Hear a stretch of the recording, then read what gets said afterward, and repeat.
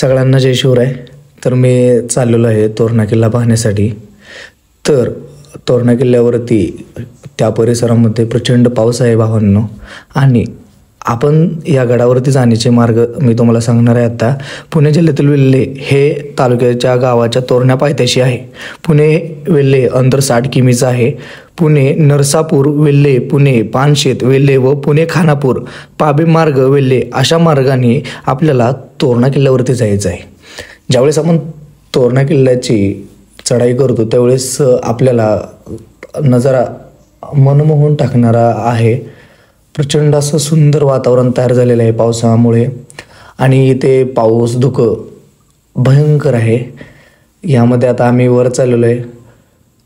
तर किल्ल्यावरती आल्यानंतर किल्ल्याच्या ज्यावेळेस आपण मध्यभागी येतो त्यावेळेस खूप मोठा धबधबा आपल्याला बघायला भेटतो.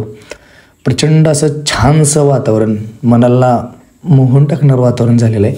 त्यानंतर आम्ही इथं मॅगी बनवून खात आहे. ही मज्जा खूप वेगळी आहे भावांनो. तर आपल्याला हे दिसणारी झुंजार माची आहे.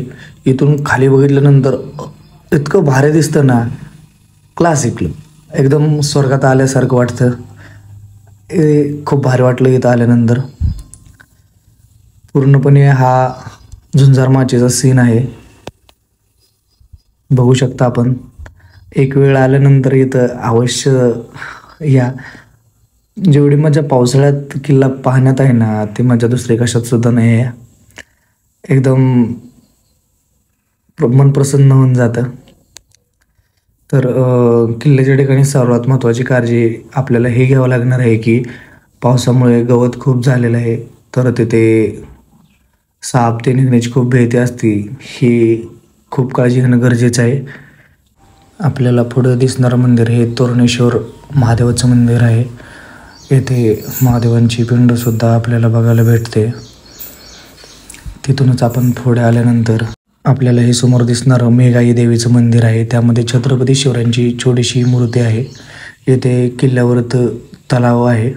त्यानंतर अंबरखाना हे बाकीचे हा मेन दरवाजा आहे. तिथून आपण जर खाली जायचा रस्ता बघितला तर खूप खतरनाक, खूप चढाई डेंजर आहे, पण खूप भारी आहे. आपण चढताना खूप मस्त वाटतं. आणि हा शेवट आपण धबधबा बघू शकता की किती छान दिसत आहे. आवडल्यास लाईक, फॉलो, कमेंट नक्कीच करा.